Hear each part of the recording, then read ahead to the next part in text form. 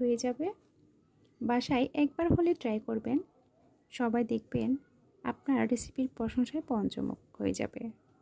চিংড়িতে কিন্তু আমি একটুও জল দিইনি, দেখুন কতটুকু জল বের হয়ে গেছে।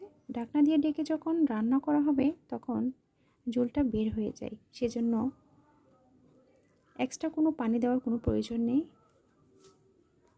লবণের পরিমাণটা কম হয়েছিল, সেজন্য টেস্ট করে আরেকটু লবণ দিয়ে দিয়েছি। এবার 3-4টা কাঁচামরিচ আর ধনেপাতা দিয়ে 1 মিনিট রান্না করে নামিয়ে পরিবেশন করব।